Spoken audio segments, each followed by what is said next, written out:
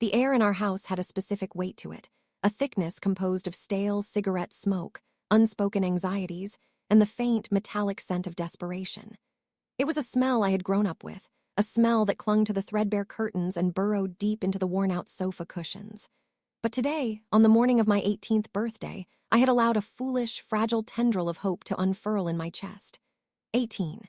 It was a magical number, a threshold. It meant freedom, adulthood, the legal right to finally carve out a life of my own, away from the suffocating gravity of my parents' mistakes. My mother, Hannah, was in the kitchen, her back to me. She moved with a lethargy that had become her permanent state, the ghost of the vibrant woman from old photographs. My father, David, was at the dining table, staring at a stack of brown envelopes with a hollowed-out expression I knew all too well. It was the look he got when the numbers in his head were screaming louder than any sound in the room. No one said, "Happy birthday." The silence was a statement in itself. I had learned long ago not to expect cakes or presents. Those things belonged to a different lifetime, a sunnier chapter before the gambling started. It began as a weekend flutter, a bit of fun, my dad had called it. Then it became a shadow that followed him home from the construction site, a hungry ghost that devoured his paycheck before it ever reached our hands. My mother, instead of fighting it, had joined him, her hope pinned on the impossible dream of a single life-altering jackpot that would solve everything. It never came. Instead, they just dug the hole deeper, borrowing from people whose names were only ever whispered in hushed, fearful tones. "Emily," my father's voice was raspy, cutting through the silence like a dull knife. "Come sit down. Your mother and I, we have a gift for you." My heart did a stupid little flutter. A gift. The tendril of hope grew bolder, unfurling a new leaf. Maybe they had remembered. Maybe they had scraped something together. A card, perhaps. Even just a card would have felt like an anchor in the storm. I sat opposite him, folding my hands in my lap to stop them from trembling. Hannah turned from the sink, wiping her hands on a dish rag, her eyes avoiding mine. That should have been my first warning. "You're a woman now, Emily," David began, attempting a paternal smile that didn't reach his haunted eyes. "And with that comes responsibility, to family." He slid one of the brown envelopes across the table. It wasn't a card. It was thick, official-looking, with a red final notice stamp that bled through the paper.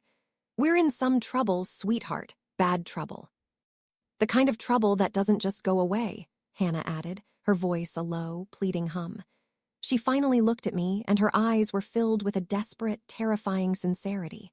"We've explored every option, every single one. We're at the end of the road."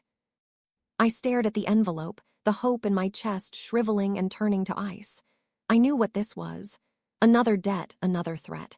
But the way they were looking at me, with a strange mixture of shame and calculation, was new. This was different. "What does this have to do with me?" I asked, my voice barely a whisper. My father took a deep breath, the kind a man takes before leaping off a cliff. "There's a way out for all of us. A way to be free of this, to start over. It's unconventional, but it's a sure thing. The money is guaranteed." He paused, leaning forward, his gaze intense. "It's a medical procedure, perfectly safe. People do it all the time. You're young, you're healthy, you have two of them and you only need one." The world tilted. The air in my lungs turned to glass shards. I must have misheard him. It was the only logical explanation. He couldn't be saying what I thought he was saying. I looked at my mother, searching for a sign, a flicker of outrage, a defense. I found none. I found only a mirror of my father's desperate plea. "A kidney," I said, the word tasting like poison. "They pay a lot of money, Emily," Hannah said quickly, stepping closer, as if to soothe a startled animal. "Enough to pay off Logan and his people. Enough to get us out of this city, to start fresh somewhere new. Think of it, baby, a new life for all of us.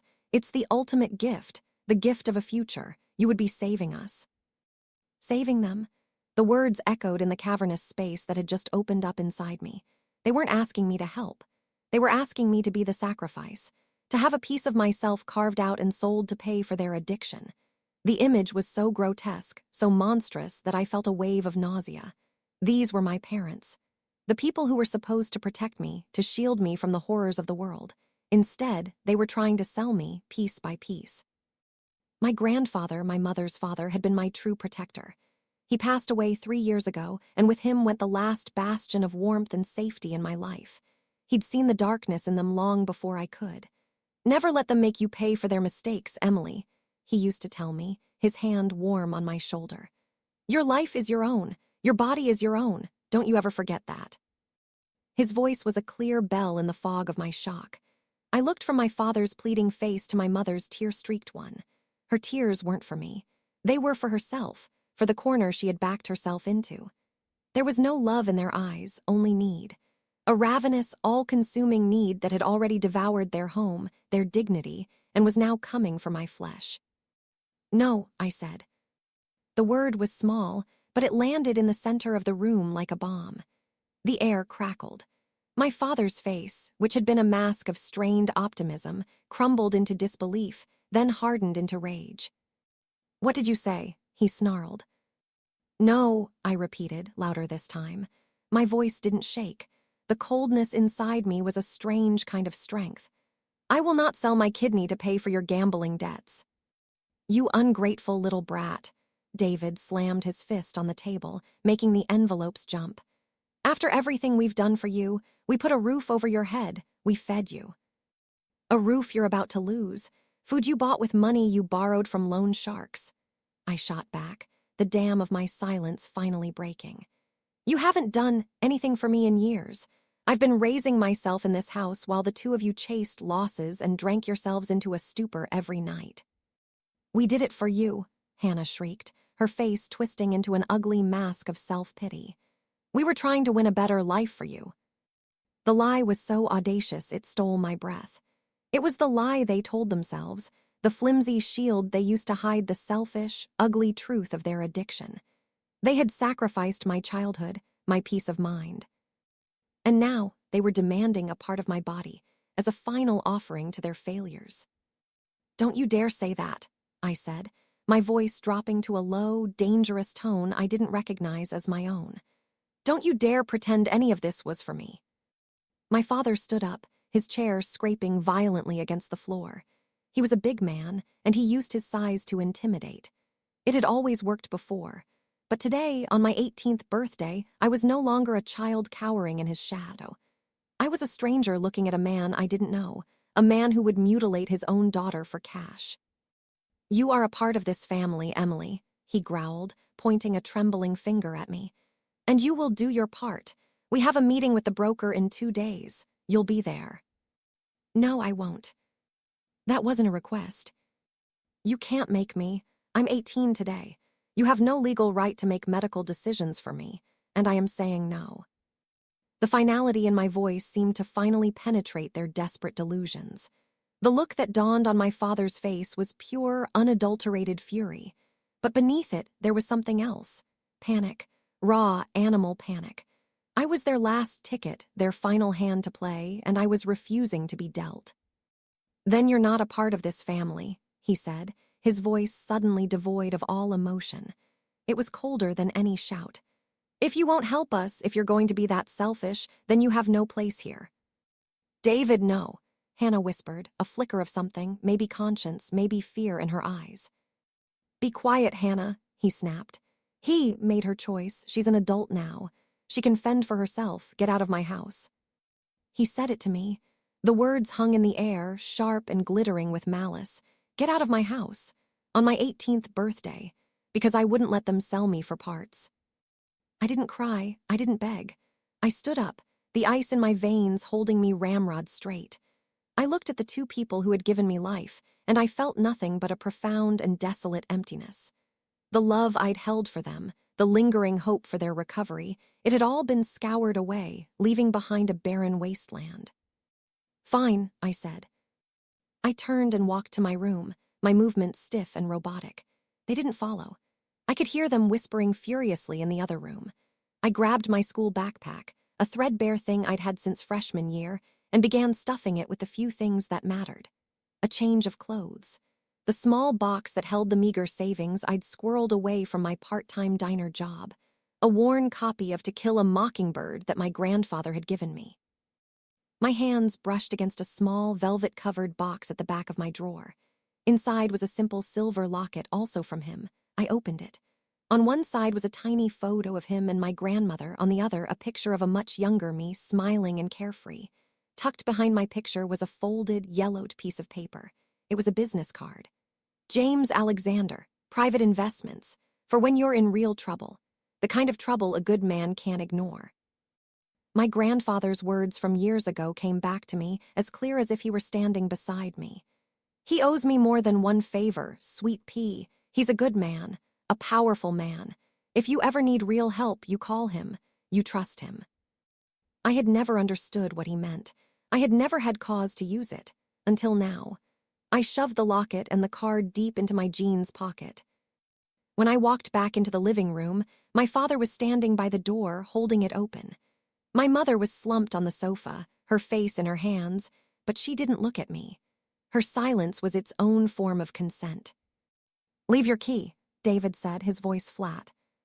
I pulled the key from my pocket, the one that had let me into this house, my home, for my entire life, and I placed it on the small table by the door.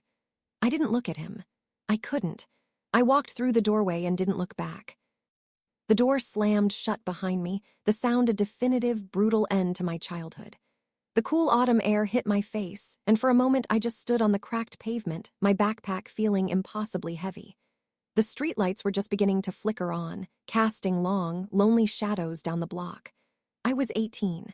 I was homeless, and I was utterly, terrifyingly alone. But as I started walking, my hand closed around the locket in my pocket, its sharp edges digging into my palm. The ice inside me was beginning to melt, replaced by a slow, simmering heat. They had made their choice. They had chosen their addiction over their daughter. They had cast me out with nothing. They thought I was nothing, a helpless girl they could discard. I walked for 10 blocks, until I reached the grimy, flickering lights of a 24-hour convenience store. I walked to the payphone at the side of the building. I didn't have a cell phone they didn't pay for, and I knew it would be cut off by morning. My fingers were trembling now, not from cold, but from a burgeoning, righteous fury. I pulled out the business card. The numbers were faded but clear. I dropped a coin into the slot, the metallic clang echoing in the quiet evening, and I dialed. It rang twice, a crisp, professional tone that sounded like it was coming from another world. A deep, calm voice answered, "Alexander." My breath hitched. My entire future hinged on this one call, on a promise my grandfather had made years ago. "Hello," I said, my voice cracking. "My name is Emily. My grandfather was Jacob. He told me to call you if I was ever in real trouble." There was a pause on the other end of the line, and for a terrifying second, I thought he would hang up. Then the voice came back, softer now, with a hint of warmth. "Jacob's granddaughter, I'll be damned. Tell me, Emily, what kind of trouble are we talking about?" And as the story of my birthday spilled out of me in a raw, choked whisper, I knew I had done the right thing. I had left without a word to them, and I had made one call. A call that would not just save me, but would unleash a reckoning they could never have imagined. Their gift to me was exile. My gift to them would be justice. James Alexander didn't sound like a man who was easily shocked, but as I finished my story, there was a heavy silence on the line. I could hear the faint hum of what sounded like a high-end office, a world away from the sticky floor of the convenience store parking lot where I stood. I had told him everything, the years of escalating debt, the hushed phone calls, the fear that permeated every corner of our home. I told him about the men who sometimes parked across the street in dark cars, their presence a silent, suffocating threat. And I told him about the gift they had proposed for my 18th birthday. "They wanted you to sell your kidney," he repeated, his voice a low, dangerous rumble. It wasn't a question, it was a statement of fact. As if he were engraving the words onto a stone tablet of their sins. "Yes," I whispered, my throat tight. "And when you refused, they threw you out." "Yes." "Are you in a safe place right now, Emily?" The question was so simple, so practical, yet it almost broke me. No one had asked me that in years. I'm at a payphone. I don't know where to go." "Stay right where you are. Tell me the address." I gave him the cross streets, my voice trembling. "A car will be there in 15 minutes. It's a black sedan. The driver's name is Christopher. He will take you to a safe, clean place to spend the night. We'll talk in the morning. Don't talk to anyone else. Don't go anywhere else. Do you understand?" "Yes, thank you." The words felt inadequate, flimsy things in the face of such a monumental kindness. "Your grandfather was my best friend, Emily," James said, his voice softening again. "He pulled me from the wreckage of my own bad decisions when I was a young man. The favors I owe him have no expiration date. You did the right thing by calling me. Now just hold tight. Christopher is on his way." The line clicked dead. I hung up the phone, my hand shaking so badly I could barely guide it back to the cradle. 15 minutes. It felt like a lifetime. I huddled against the cold brick wall of the store, pulling my thin jacket tighter, and watched the headlights of passing cars, my heart pounding a frantic rhythm against my ribs. Every shadow seemed to hold a threat. I imagined Logan's men finding me. I imagined my parents changing their minds, not out of love, but out of a desperate need for their asset, and coming to drag me back. But exactly 15 minutes later, a sleek, polished black sedan pulled silently to the curb. The window rolled down, and a man with a kind, weathered face and impeccably neat gray hair looked out. "Emily?" he asked, his voice calm and reassuring. I nodded, unable to speak. "I'm Christopher. Mr. Alexander sent me. Let's get you out of the cold." The inside of the car was a different universe. It smelled of leather and clean, conditioned air. There was no trace of cigarette smoke or desperation. As Christopher pulled away from the curb, I looked back at the dingy convenience store, a tiny, flickering island in the vast darkness of my old life. I was leaving it behind, for good. We drove in silence to a part of the city I had only ever seen in movies. The buildings were tall and gleaming, the streets clean and lined with trees. We pulled up to a discreet, elegant hotel, the kind that didn't have a flashy sign, only a quiet, confident air of luxury. Christopher escorted me to the front desk, where a smiling woman handed him a keycard without a word. He led me to a room on the 12th floor. The room was bigger than my entire old apartment. The bed was a mountain of white pillows and crisp linens. There was a bathroom with a tub so large I could have floated in it. On a small table, there was a tray with a sandwich, a bottle of water, and a single, perfect red apple. A note beside it simply said, "Rest. We'll talk tomorrow." I locked the door, and the reality of the past few hours crashed down on me. I slid to the floor, my back against the heavy wood, and finally, I cried. I cried for the parents I had lost long before today, for the childhood that had been stolen from me, and for the terrifying, uncertain future that lay ahead. But as I cried, a new feeling began to bloom alongside the grief, a hard, sharp-edged resolve. They had wanted to sell my future. Now I was going to make sure they didn't have one. Next morning, Christopher picked me up at 10 o'clock sharp. He took me to a skyscraper made of glass and steel that seemed to pierce the clouds. We rode a silent, high-speed elevator to the top floor. The doors opened into a sprawling office with a panoramic view of the city.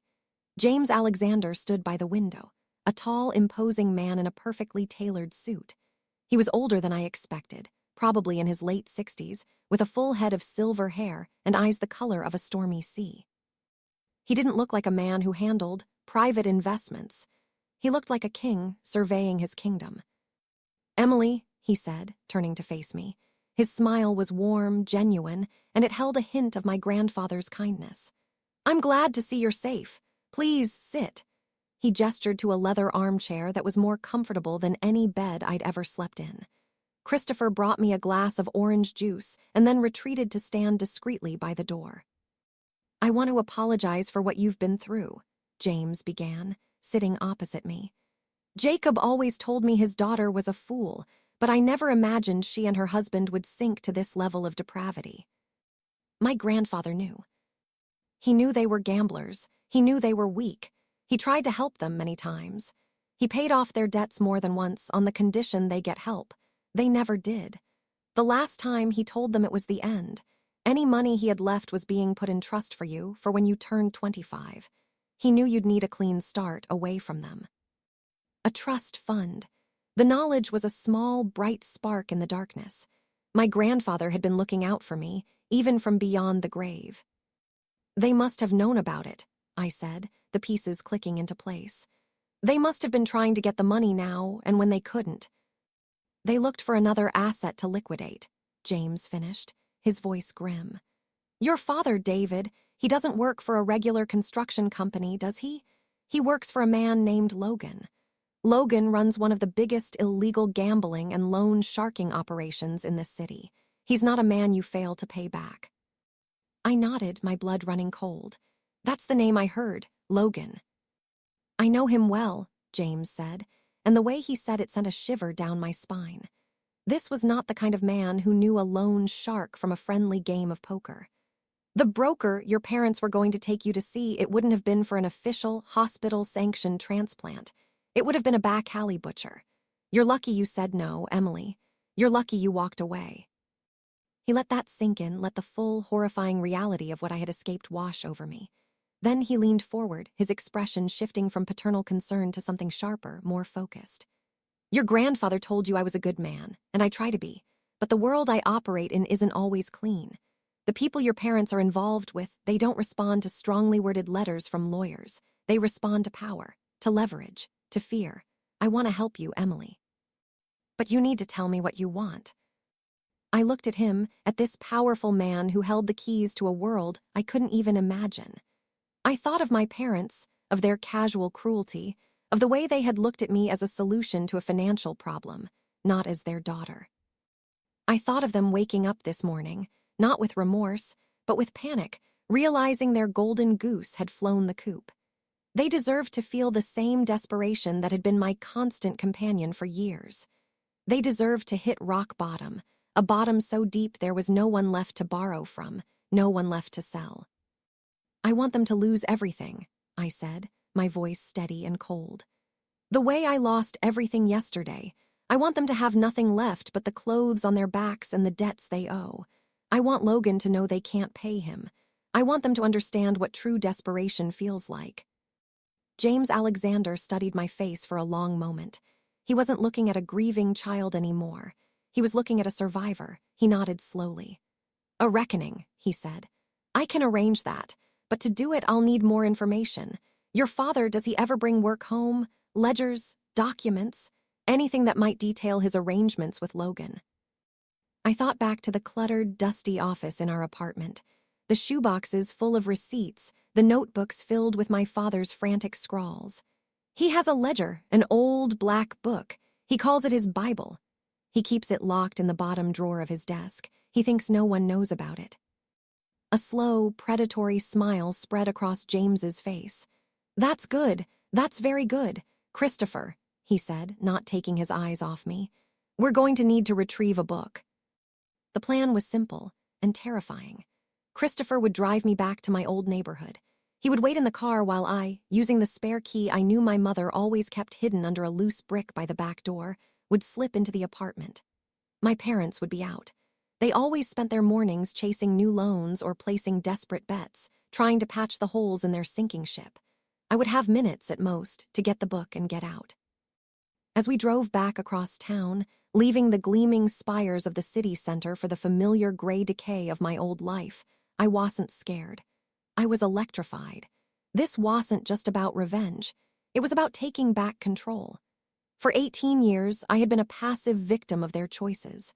Today, I was an active participant in their downfall. Christopher parked a block away.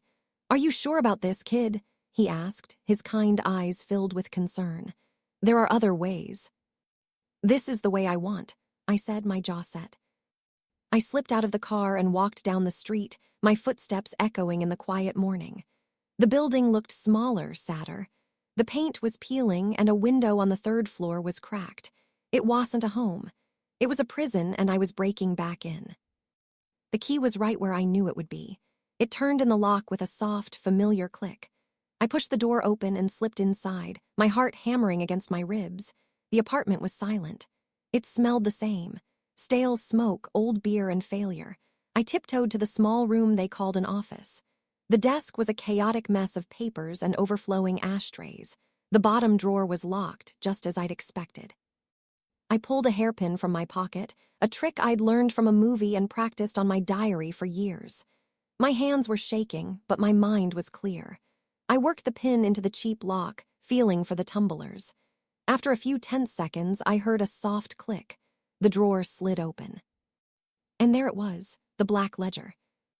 I grabbed it, my fingers closing around the worn leather.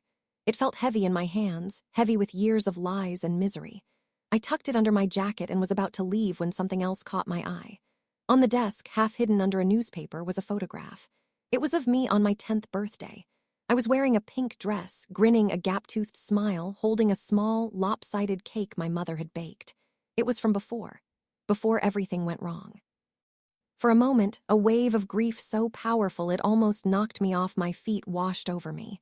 I saw the ghosts of the parents they used to be, the family we could have been. A single tear traced a path down my cheek. I wiped it away, angry at my own weakness. Those people were gone. They had been replaced by the monsters who had tried to sell me. I left the photo where it was. I closed the drawer, left the room, and slipped out the back door, locking it behind me.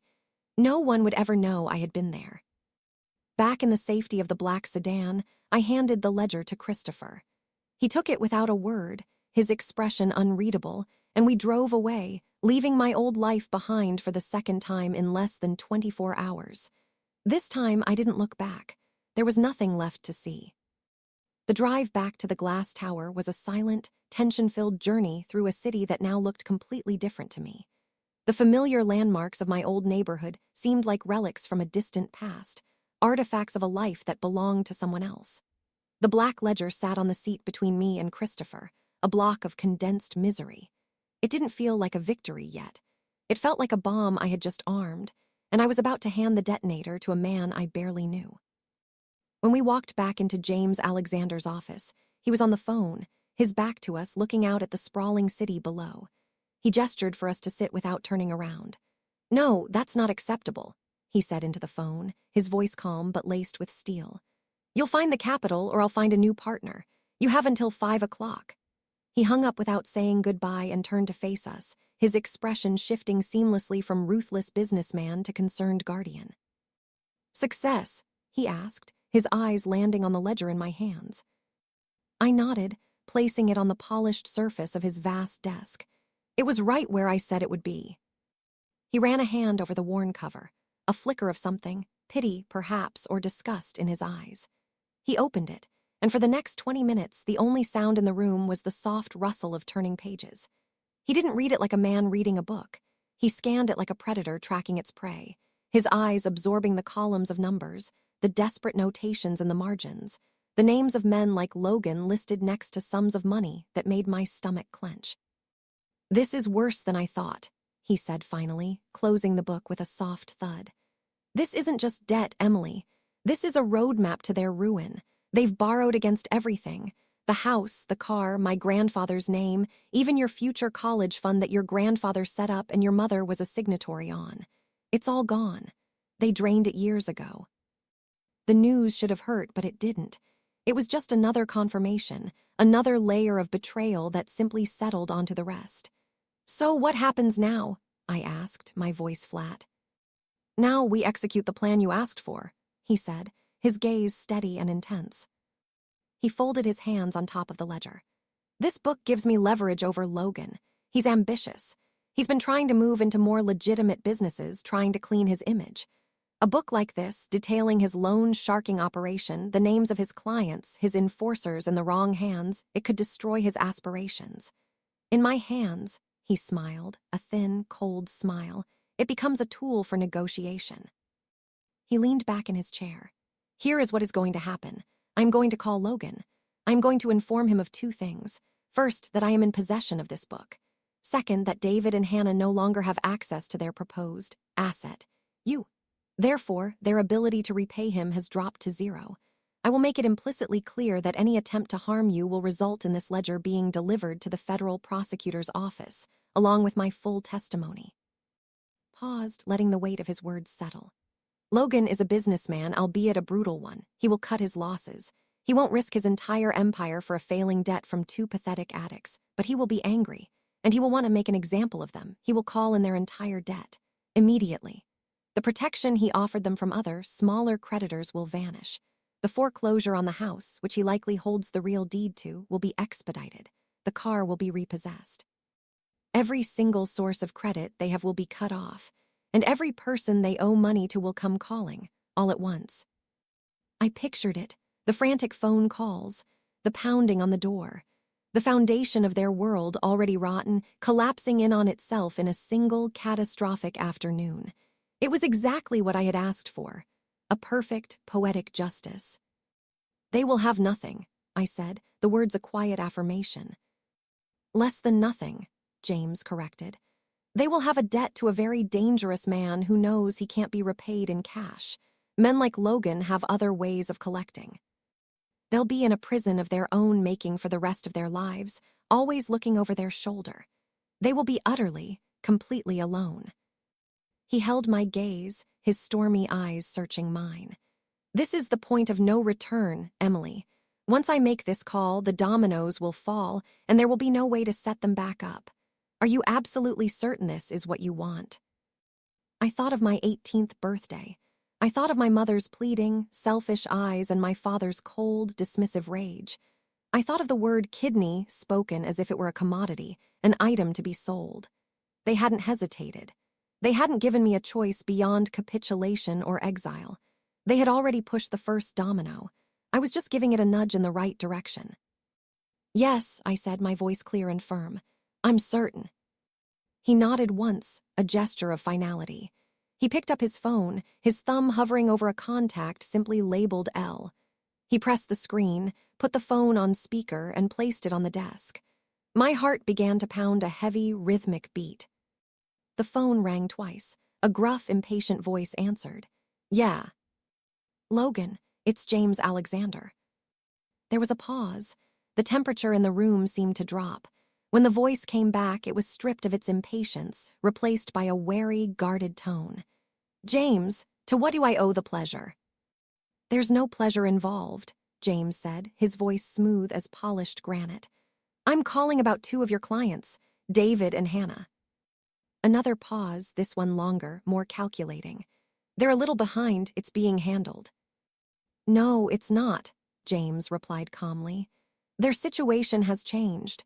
I've just come into possession of a fascinating piece of literature, an old black ledger. It seems to be your entire business model in print.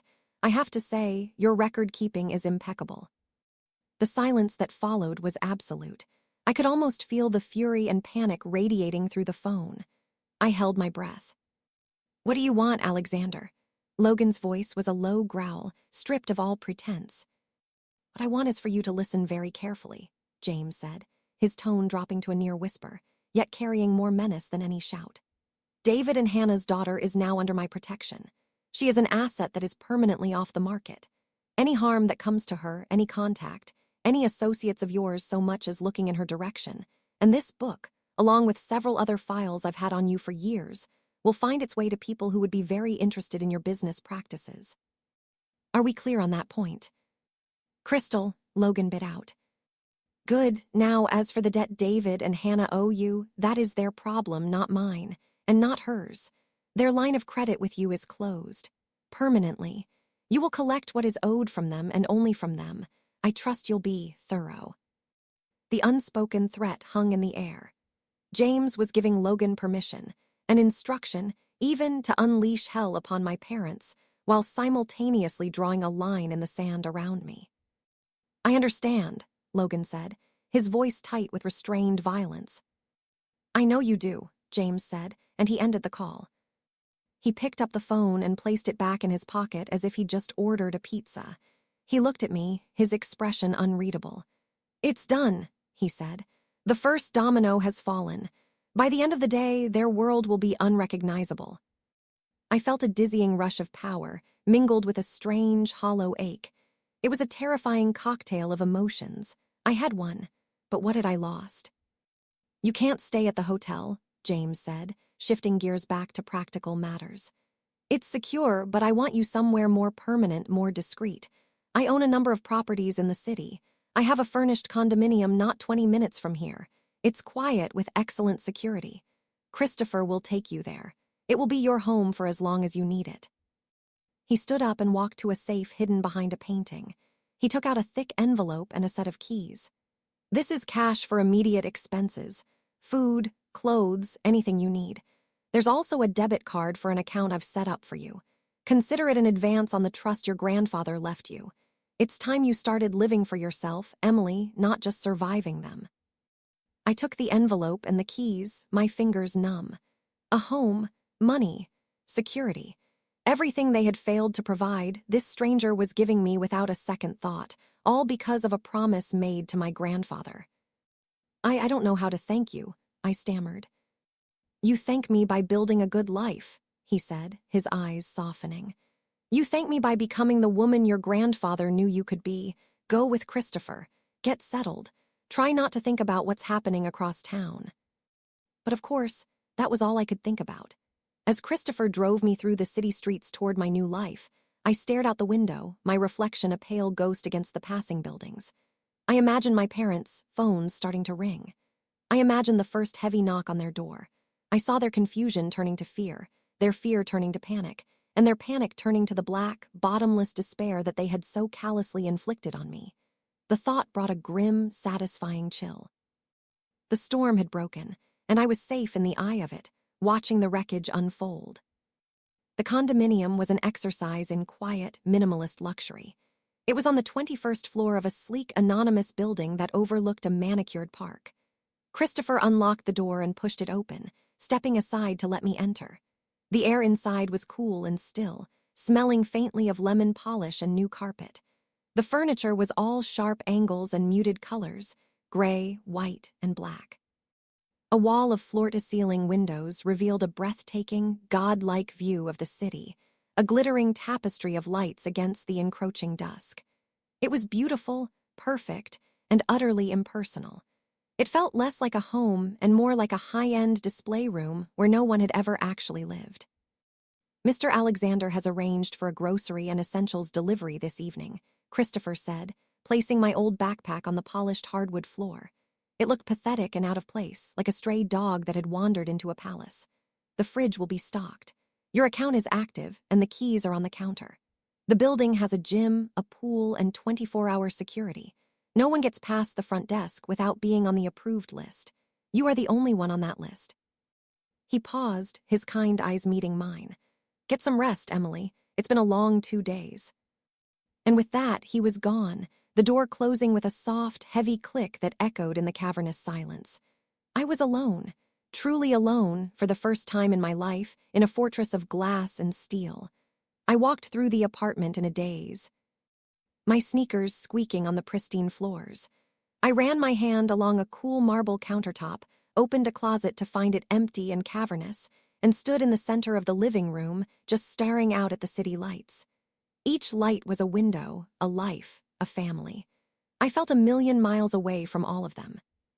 That first night, I didn't sleep in the plush king-sized bed. I curled up on the designer sofa, pulling an expensive throw blanket over myself, still clutching my old backpack. Sleep was a skittish thing, coming in fractured bursts filled with nightmares of my father's face contorted in rage and the sound of a phone ringing incessantly.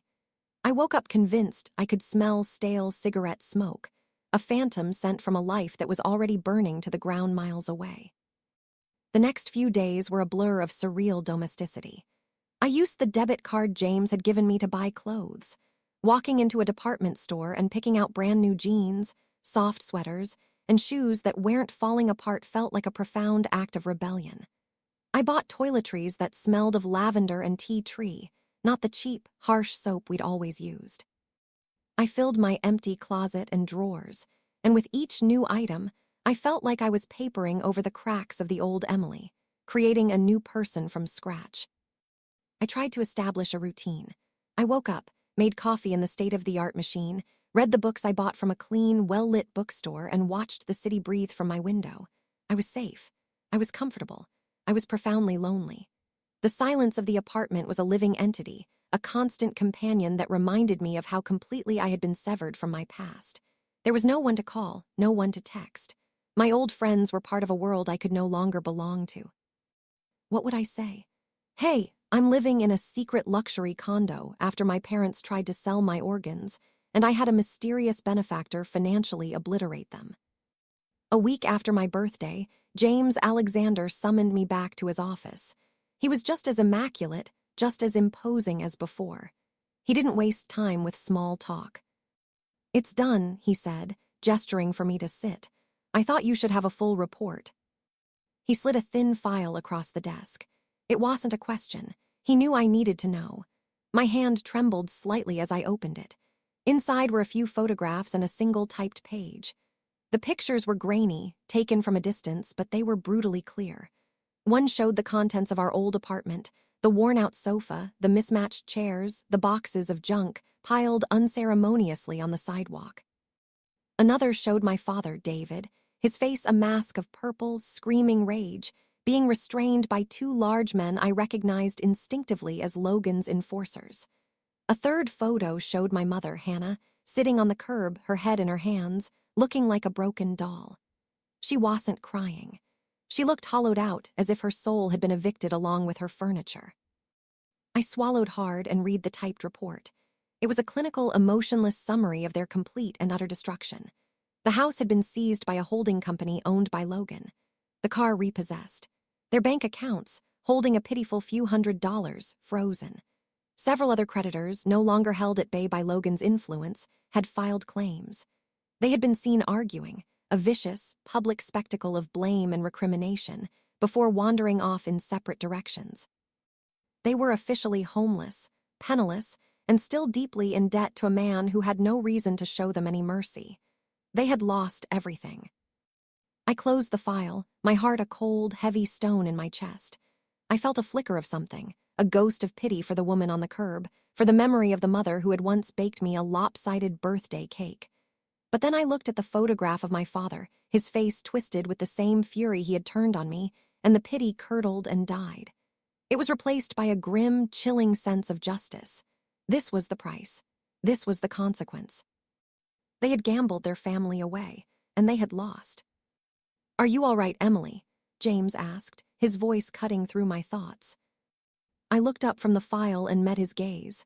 "Yes," I said, and I was surprised by the steadiness of my own voice. "This is what I wanted." He nodded, taking the file back. "Good. Then it's time to talk about your future. Surviving is not the same as living. Your grandfather's trust will become available to you in 7 years.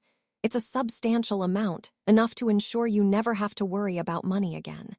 But a life without purpose is its own kind of prison. You need to decide what to do between now and then." He leaned forward, his expression serious. "You're intelligent, you're resilient, I've seen that already. I am prepared to fund your education, whatever you wish to study, wherever you wish to study it. A new city, a new name, a completely fresh start. Or," he paused, a calculated, thoughtful look in his eyes, "there is another option. You could work for me." The offer hung in the air between us. "Work for you? Doing what?" "What I do," he said simply. "I manage assets, I leverage information, I solve problems for people who have nowhere else to turn. The world is run by a complex web of power, debt, and influence, Emily. I help my clients navigate that web. You've had a crash course in how it works. You have a natural aptitude for seeing the levers of power. I could teach you. You could learn about finance, about law, about strategy. You would not be just a victim of circumstance anymore. You would be the one shaping it." It was a staggering proposal. He was offering me a choice between two entirely different lives. One was a life of normalcy, the one I had always dreamed of, college, a quiet career, a chance to forget. The other was a life in the shadows, a life of power and control, the world of men like James, Alexander, and Logan, a world I now knew was real. The old Emily, the girl who dreamed of escaping, would have leaped at the chance for a normal life. But I wasn't that girl anymore. That girl had been left behind on the doorstep of her parents' house. Normalcy felt like a lie, a costume I could wear but would never truly fit. The world wasn't a safe or fair place. My parents had taught me that. Power was the only real safety. The ability to pull strings, to build walls, to ensure you could never be thrown out on the street again. That was real. "I want to work for you," I said, the words coming out before I had even fully processed the decision. It felt right. It felt like the only choice that made sense. A slow smile spread across James's face. It was a smile of approval, of validation. "I thought you might say that. Your training will begin tomorrow. We'll start with economics." I left his office that day, feeling a sense of purpose for the first time. The loneliness in the pristine condo didn't feel so oppressive anymore.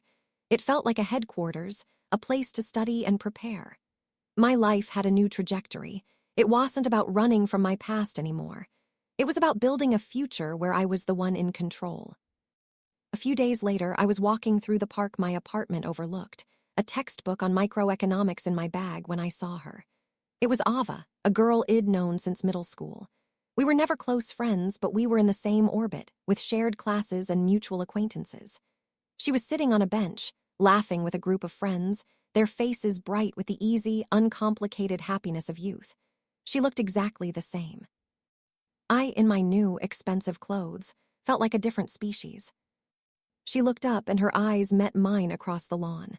A flicker of recognition crossed her face, followed by confusion. "Emily," she called out hesitantly. My first instinct was to run, to retreat back to the safety of my anonymous tower. But I didn't. I stood my ground, my posture straight. I gave her a small, polite, and distant smile. "I am sorry," I said, my voice cool and even. "You must have me confused with someone else." I turned and walked away without looking back, leaving her staring after me, a confused frown on her face. It was a lie, but it felt like the truest thing I had ever said. The Emily she knew was gone. She had been expelled, erased. The person who walked away was someone new, someone stronger, someone who would never be a victim again. 7 years. In 7 years, a city can change its skyline. A child can become a teenager. A life can be razed to the ground and rebuilt from the foundation up into something unrecognizable. My life was proof of that. The girl who had cried on the floor of a luxury hotel room was a phantom, a ghost I sometimes remembered with a detached, clinical pity. She was not me. I was no longer Emily, the survivor. I was Emily, the asset. James Alexander's most trusted associate, his protégé, and as the whispers in our rarefied world suggested, his heir apparent. I had devoured the education he offered me.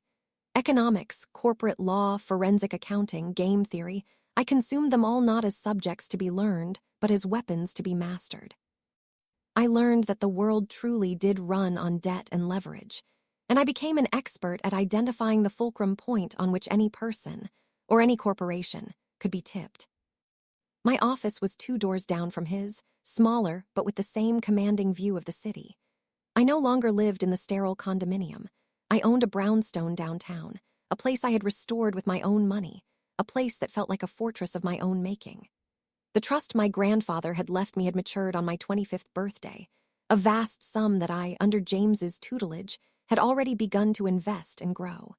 I didn't need the money for survival anymore.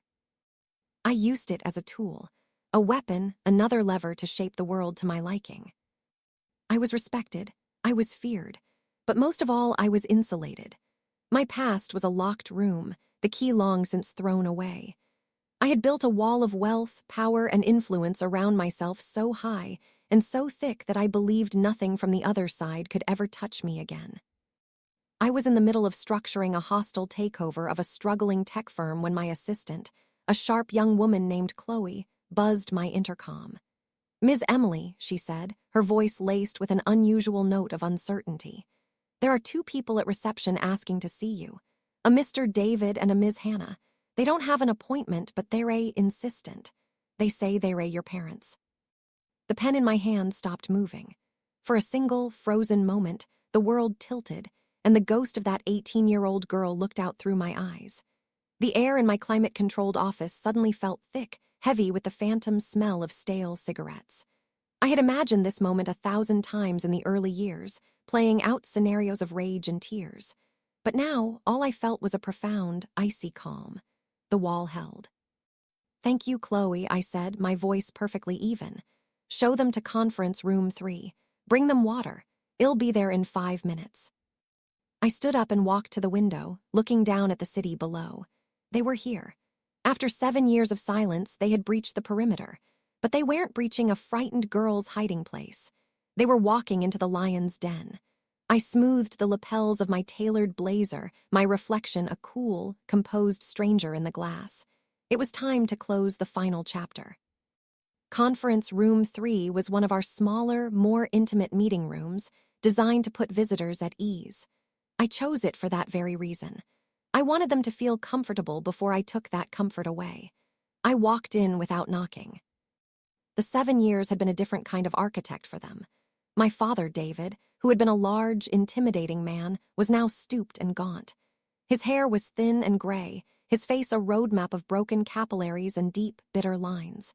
He wore a cheap, ill-fitting suit that hung on his diminished frame. My mother, Hannah, was even worse. The ghost of her former beauty was gone, replaced by a twitchy, anxious energy. Her eyes, sunken and dark-ringed, darted around the expensive room as if she expected the furniture to attack her. They looked old. They looked broken. They looked pathetic. They both stared at me as I entered, a mixture of awe, disbelief, and a greedy, desperate hope dawning on their faces. "Emily," my mother whispered, taking a hesitant step forward. "My God, look at you. We saw your picture in a magazine, Women in Finance. We couldn't believe it." "We knew you'd land on your feet," my father added, his voice a hoarse attempt at paternal pride. "You always were a tough kid. Got that from me." I didn't invite them to sit. I walked to the head of the long, polished table and remained standing, my hands clasped behind my back. I looked from one to the other, my expression a blank slate. "Why are you here?" I asked. My voice was not the voice of their daughter. It was the voice I used to dismantle CEOs in boardrooms. The directness of the question threw them. My father cleared his throat. "Well, to see you, of course. It's been so long. We've been worried sick." The lie was so bald, so utterly shameless, that it was almost impressive. "We've had a rough time of it, baby," my mother cut in, her voice starting to tremble with practiced self-pity.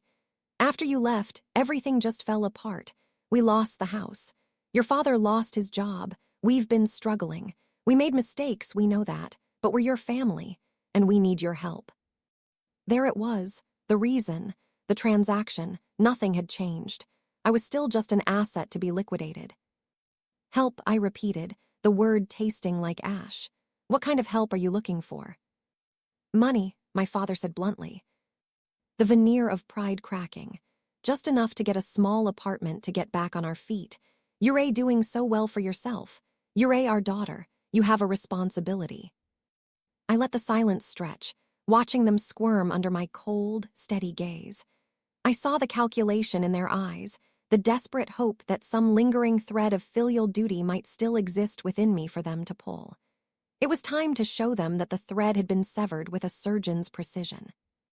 "Responsibility," I said, my voice dangerously soft. "Let's talk about responsibility. Let's talk about my 18th birthday. Let's talk about your gift to me." My mother flinched. "We were desperate," she whimpered. "We weren't thinking straight." "Oh, I think you were thinking perfectly straight," I countered, taking a step towards them. They both instinctively recoiled. "You had a debt and you had an asset. Me. You weighed your options and decided that a piece of your daughter's body was a fair price to pay for your own mistakes. There was no desperation in that. It was a business decision." I looked at my father, and when your asset refused to be sold, you liquidated it in another way. You threw me out onto the street with nothing but the clothes on my back. Another business decision. Cut your losses and move on. "It wasn't like that." He blustered, but his eyes couldn't meet mine. "Wasn't it?" I asked, a thin, cruel smile touching my lips for the first time.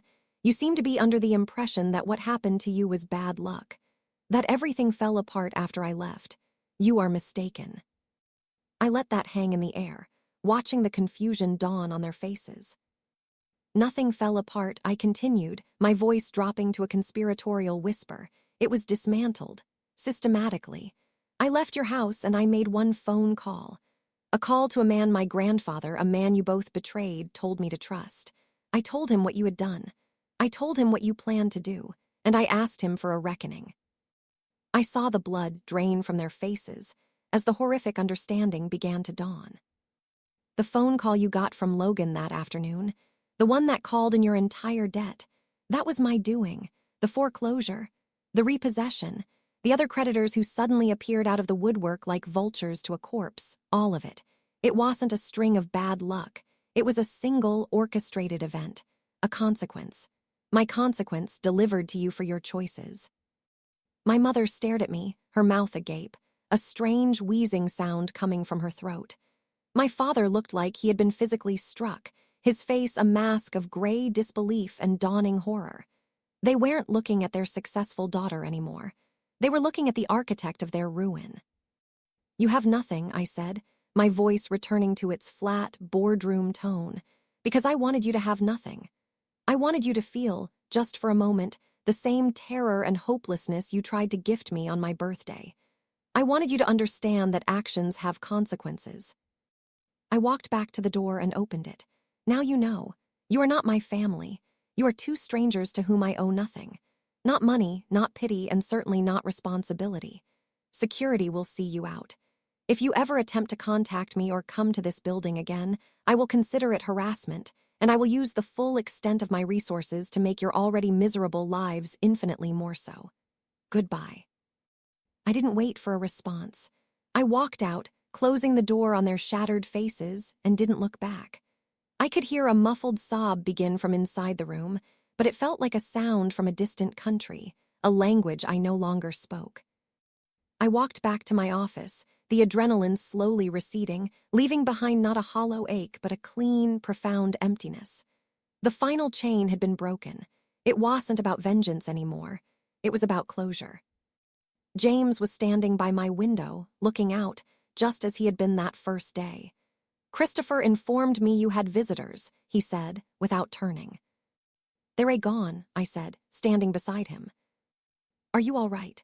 He asked, his stormy eyes finally meeting mine. I looked out at the vast, glittering city, my city, a kingdom of glass and steel I had helped to conquer. I thought of the two broken people being escorted out of the lobby, back to the gray, desperate world they had built for themselves. I felt nothing for them. No hate, no anger, no love, nothing. I was finally completely free. Yes, I said, a real, genuine smile touching my lips. I am, now about that tech acquisition. I think I've found a new point of leverage. James smiled back, a look of immense pride in his eyes. The past was a ghost.